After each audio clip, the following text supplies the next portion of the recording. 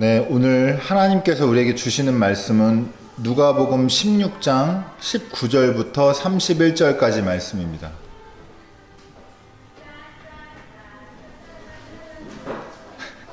박순희 입사님이 율동을 이쪽 보고 이렇게 해가지고 들어오라는 줄 알았어요. 저 눈이 많이 져가지고. 누가복음 16장 19절부터 31절입니다. 찾으신 분들 또 화면 보시고 제가 읽겠습니다. 누가복음 16장 19절부터 31절입니다. 어떤 부자가 있었는데 그는 자색 옷과 고운 베옷을 입고 날마다 즐겁고 호화롭게 살았다. 그런데 그 집 대문 앞에는 나사로라 하는 거지 하나가 헌대투성이 몸으로 누워서 그 부자의 상에서 떨어지는 부스러기로 배를 채우려고 하였다. 개들까지도 와서 그의 헌대를 핥았다. 그러다가 그 거지는 죽어서 천사들에게 이끌려가서 아브라함의 품에 안기었고 그 부자도 죽어서 묻히었다. 부자가 지옥에서 고통을 당하다가 눈을 들어서 보니 멀리 아브라함이 보이고 그의 품에 나사로가 있었다. 그래서 그가 소리를 질러 말하기를 아브라함 조상님, 나를 불쌍히 여겨 주십시오. 나사로를 보내서 그 손가락 끝에 물을 찍어서 내 혀를 시원하게 하도록 하여 주십시오. 나는 이 불 속에서 몹시 고통을 당하고 있습니다. 하였다. 그러나 아브라함이 말하였다. 얘야, 되돌아보아라. 내가 살아있을 동안에 너는 온갖 호사를 다 누렸지만 나사로는 온갖 괴로움을 다 겪었다. 그래서 그는 지금 여기서 위로를 받고 너는 고통을 받는다. 그뿐만 아니라 우리와 너희 사이에는 큰 구렁텅이가 가로놓여 있어서 여기에서 너희에게로 건너가고자 해도 갈 수 없고 거기에서 우리에게로 건너올 수도 없다. 부자가 말하였다. 조상님, 소원입니다. 그를 내 아버지 집으로 보내주십시오. 나는 형제가 5이나 있습니다. 제발 나사로가 가서 그들에게 경고하여 그들만은 고통받는 이곳에 오지 않게 하여 주십시오. 그러나 아브라함이 말하였다. 그들에게는 모세와 예언자들이 있으니 그들의 말을 들어야 한다. 부자는 대답하였다. 아닙니다. 아브라함 조상님, 죽은 사람들 가운데서 누가 살아나서 그들에게로 가야만 그들이 회개할 것입니다. 아브라함이 그에게 대답하였다. 그들이 모세와 예언자들의 말을 듣지 않는다면 죽은 사람들 가운데서 누가 살아난다고 해도 그들은 믿지 않을 것이다. 이는 하나님의 말씀입니다. 하나님 감사합니다. 네, 같이 인사하겠습니다. 우리 좀 돌아보시고요. 오늘 오랜만에 거의 다 온 것 같은데요. 네. 우리에게는 기쁨이 있습니다. 인사하겠습니다.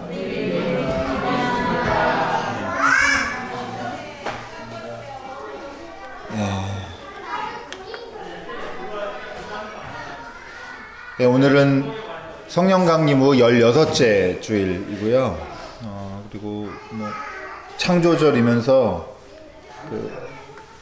어저께는 뜻 있는 교회들이 모여가지고 기후정의 주일로 지켰어요. 그리고 오늘은 세계 기후정의 행동의 날이라고 해서 각각 곳곳에 있는 그 환경 또 기후 문제에 연대하고자 하는 많은 사람들이 오늘 전 세계에서 활동하고 그럴 겁니다. 그래서 나중에 뉴스도 찾아보시고 요새 과학자들 시위하다 잡혀가고 이런 것들도 많이 있는데 오늘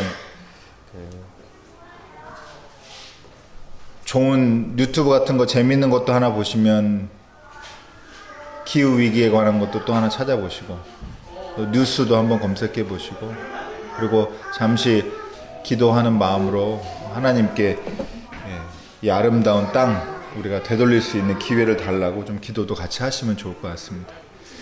자, 오늘은 생은 다른 곳에 라고 하는, 이거 사실 소설 제목인데, 제가 좋아하는 소설 제목인데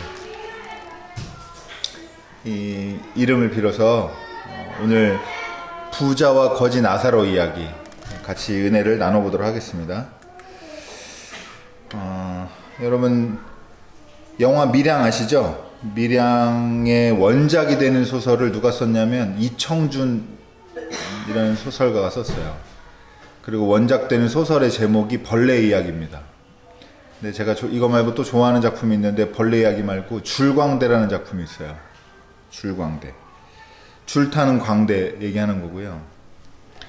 내용이 줄거리가 간략하게 이렇게 되는데 기자가 취재를 나가요. 어떤 취재를 나가냐? 어느 지역에서 줄광대가 있었는데 줄광대가 줄을 타다가 승천했다고 하는 소문이 나요. 그게 막 소문이 퍼져가지고 믿는 사람도 있고 막 그래가지고 이 사람이 궁금해가지고 이제 취재를 나가게 됩니다. 개인적으로는 그렇게 동기부여가 강한 건 아니지만 어쨌든 가서 거기서 이제 어디 여관방을 잡고 거기서 며칠 지내면서 이제 인터뷰도 하고 뭐 이렇게 하는 와중에 몸을 파는 여자를 만나요. 그래서 여관방에서 같이 며칠을 보내기도 하고 이러면서 이런저런 대화를 나누는데 이 여자가 행실이 비록 몸을 팔지만 매너가 좋아요, 말하자면. 그러니까 화대만 받고 다른 데는 손을 안 대고 돈 같은 거 훔쳐가지도 않고, 그러니까 그런 일하는 다른 여성들이 그렇게 많이 하는데 이 여성은 그렇게는 안 하는 거예요. 그래서 그걸 마음에 담아두고 있었는데 나중에 진지하게 대화를 나누게 됐어요. 어떻게 됐냐면 이 여성이 어떤 여성이냐면 줄광대가 승천하기 전에 폐결핵으로 거의 죽을 몸이 되었는데 그 사람을 돌보던 사람이에요. 그래서 이제 이 사람이 이게 다 이런 게 다 행동들이 그 마음에 새겨지는 거예요. 선을 넘지 않는 행동들이나 폐결핵 환자를 자기 가족처럼 돌보았던 것들이나 이런 것들, 그리고 그 사람이 줄광대로서 줄을 타다가 승천했다고 하는데 그걸 믿는다 이렇게 그 기자가 직접 물어보거든요. 줄광대가 승천했다고 그러는데 당신 믿냐 그랬더니 뭐라고 대답하냐면 당신 같은 사람은 안 믿겠지만 나는 믿는다 이렇게 얘기해요. 그러면서 이 여성이 보였던 그 행동들이 뭔가 좀 다른 모습이나 또 타인을 자기 몸처럼 돌보가는 그런 것들, 그런 기억이 나면서 이게 저 믿음에서 오는 행동이구나, 연관이 있구나. 줄광대가 승천했다고 하는 걸 믿는 믿음과 관계가 있구나 라고 하는 이제 생각을 하게 됩니다. 제가 요거에 대한 해설이나 이런 것들은 돌아가신 황현산 선생님 문화 팟캐스트에서 나오는 거를 제가 아주 그거 진짜 옛날 말로 테이프가 늘어날 때까지 들으면서 많이 공부를 했었었는데, 어쨌든 그러면서 뭐라고 얘기했냐면 문학이 하는 일이 바로 이런 거래요. 미학적인 유토피아를 구체적인, 논리적으로 아주 구체적인 수준에서 제시를 해서 지금 이 땅에는 없지만 저 세상에 있는 다른 곳에 있는 그 세상을 상상하게 만들고 그 세상을 믿게 만들고, 그래서 오늘 이 세상에서 더 나은 사람이 되게 하는 거. 이게 바로 문학이 하는 일이고, 이런 일을 할 때 문학이 가장 가치가 있다.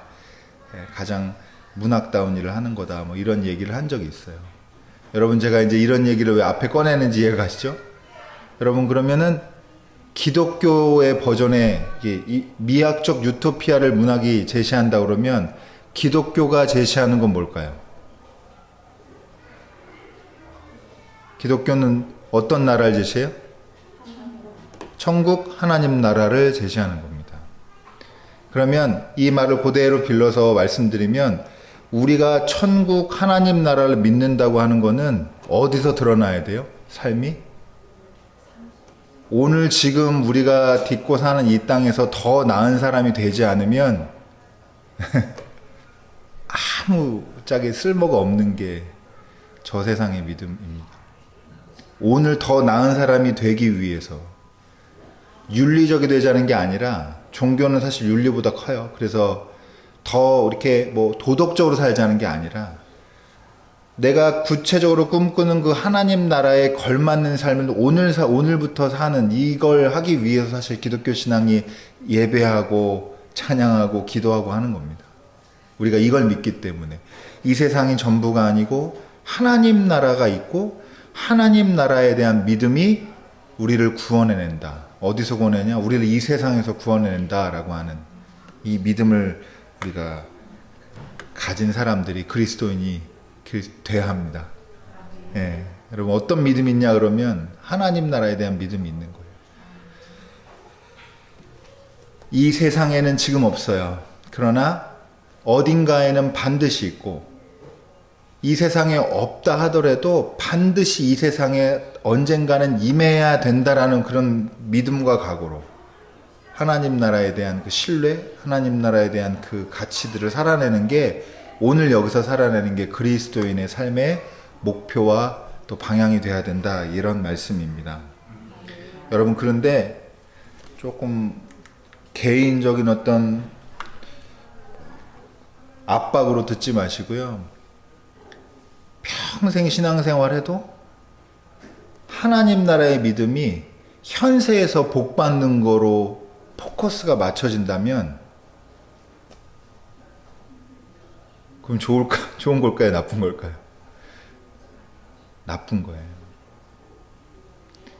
여러분 여태까지 말씀 배우고 찬양하고 예배하고 기도하고 해서 결국에는 이 땅에서 복 받으려고 그렇게 했다?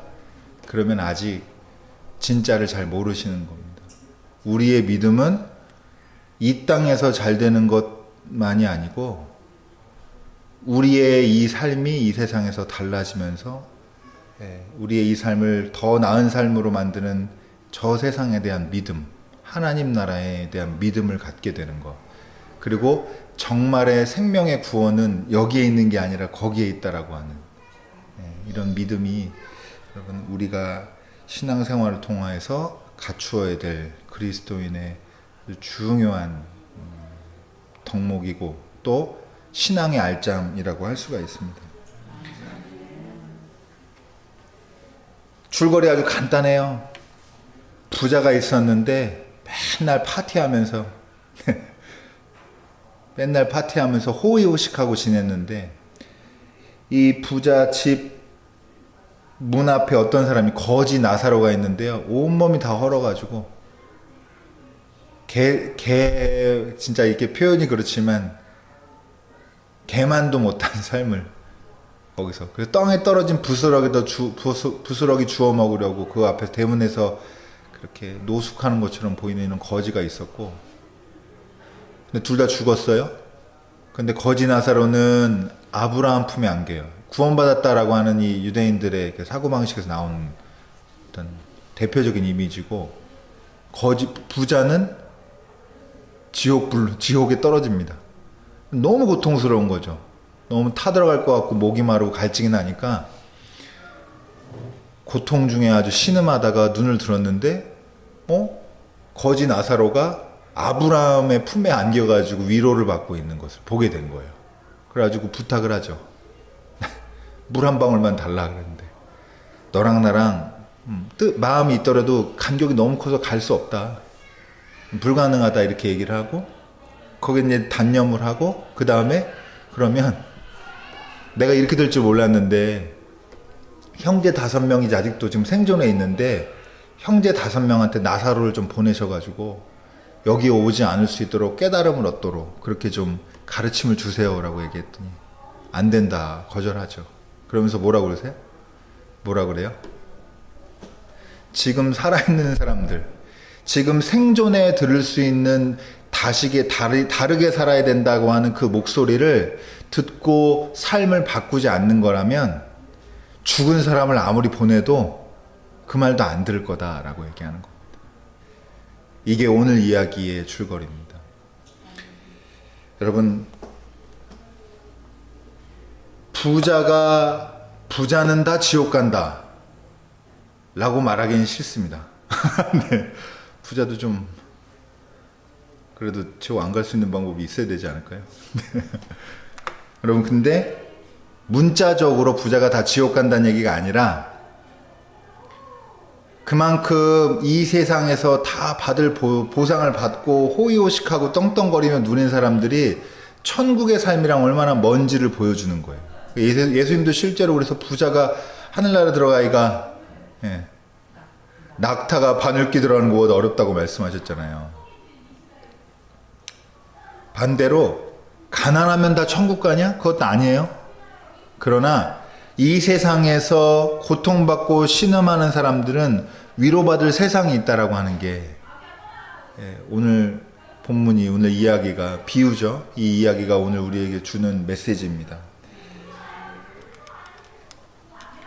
우리는 이런 이야기에서 여러 가지 배울 게 있지만, 여러분, 우리가 신앙을 갖고 주님을 구주로 모시고 하나님 나라에 관해서 배우는데, 이런 것들이 현세에서 누릴 복을 담보한다거나 우리가 이번 생에서 품은 욕망을 긍정하는 정도로 쓰인다면 너무 슬픈 일이다 이 말이에요.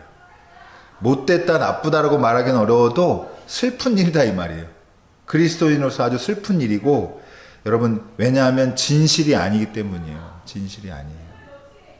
우리가 배워야 할 것은 영원한 생명, 정말로 참된 생명은 여기가 아니라 다른 곳에 있다라고 하는 거고, 이 다른 곳에 대한 믿음을 갖게 되는 거예요. 그래서 여러분, 두려운 마음으로 저도 말씀을 드리는데, 여러분, 생명을 얻을 기회는 지금밖에 없어요. 요 때를 놓치면 아무리 후회하고 되돌리려고 해도 되돌릴 수 없는 그런 때가 옵니다. 삶을 수정할 수 있는, 삶의 궤도를 생명으로 수정할 수 있는 기회는 바로 지금 여기에서밖에 없습니다. 여러분, 비록 하나님의 나라가 손에 잡히지 않더라도 하나님 나라에 관한 이야기를 듣고 거기에 자꾸 접속하면서, 자주 접속하고 고민하고 생각하면서 우리를 어떻게 하나님 나라가 어떻게 만들어가냐면 지금 여기서 더 나은 사람으로 만들어야 되는 겁니다. 그래서 우리가 지금 하나님 나라에 대한 믿음으로, 하나님 나라에 대한 믿음으로 지금 어떻게 살고 있는가를 두려운 마음으로 같이 성찰해 봐야 되는 것이고, 여러분, 부자는 어떤 사람이냐면 한 번도 호의호식하면서 파티를 열고 그렇게 지내면서 한 번도 소외된, 그러니까 거지 나사로의 삶을 들여다보지 않은 삶이에요.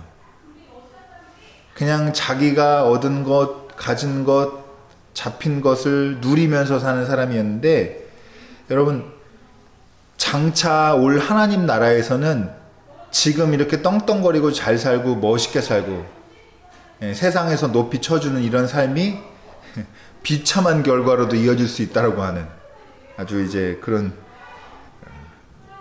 불길한 내용을 좀 보여주고 있습니다. 여러분, 오늘 우리가 꼭 기억해야 될 말씀은 오늘 마지막 구절이에요. 오늘 제 화면에도 준비를 했는데, 부탁합니다 라고 얘기하면서 나사로를 제발 보내가지고 형제 5을 깨우쳐 달라고 라고 하는 이 부자의 정말 진심을 다한 부탁이었을 거예요. 자기가 정말로 고통스러우니까, 아, 이게 정말 진실이구나 라고 하는 걸 깨달은 사람의 정말 간절한 호소였을 텐데, 여러분, 우리 시대의 모세와 예언자의 목소리를 기울이지 않는다면 죽은 사람이 살아와도 우리는 돌이킬 수가 없습니다. 좁게 보면은 이렇게 예배를 통해서, 말씀을 통해서, 신앙을 통해서 우리에게 주는 메시지들이 우리를 이렇게 성찰하게 만들거나 그럴 때 거기에 맞게 이렇게 눈물 흘리고 회개하는 게 아니라 삶을 고쳐야 되는 거예요. 삶을 다르게 살아야 되는 거예요. 뭐 지적으로 동의해서 하나님 나라 믿는 게 아니라 그건 귀신들도 해요. 근데 우리는 삶을 살아야 되는 거고, 넓게 말하면요, 여러분, 우리 한번 주위의 분들 한번 둘러보실래요? 주위의 분들. 이분들이 우리랑 같이 살면서 우리한테 주는 메시지가 있단 말이에요. 우리가 길을 빗나갈 때, 우리가 잘못 살고 있을 때 옆에서 걱정하고 속상해하고 화내고 하는 거 이런 것들을요 진지하게 받아들이시기 바랍니다. 가까운 사람들, 가족이 하는 말도 안 들으면 모세나 예언자의 말도 안 듣습니다. 네. 가까운 사람들의 말을 들을 줄 알고 불편한 말을 들을 줄 알고 그래서 오늘 더 나은 사람이 되려고 노력하지 않으면 여러분 나중에 아무리 후회해도 그땐 늦습니다.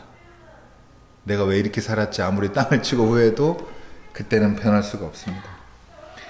여러분 지금 저와 여러분이 이런 이야기를 나누는 것이 바로 이제 우리 기회가 몇 번 남아있을지는 몰라요. 그렇지만 그렇게 생각하면 너무 우울하고요. 그래도 몇 번 남아있겠죠. 네. 그렇지만 여러분 이게 우리한테 기회 중에 하나입니다. 기독교가 주님이 우리에게 가르쳐 주신 생명은 이곳이 아니라 다른 곳에 있다라고 말하고 있고 그 다른 곳에 소망 두고 영원하고 완전한 위로에 여러분 소망을 두는 삶을 사시기를 바랍니다. 여러분이 이제껏 신앙생활하면서 배운 모든 것, 또 지금 우리가 함께 예배드리는 이 시간에 이 모든 것을 통해서 오늘 우리가 이 땅에서 갖는 욕망 너머의 세계, 이 고통을 향해 다름질하는 이 욕망 세계의 반대편에 있는 하나님 나라를 상상하시기를 바라고요. 이 믿음으로 오늘 더 나은 삶을 선택하는 저와 여러분이 되기를 주님의 이름으로 축원합니다. 기도하겠습니다.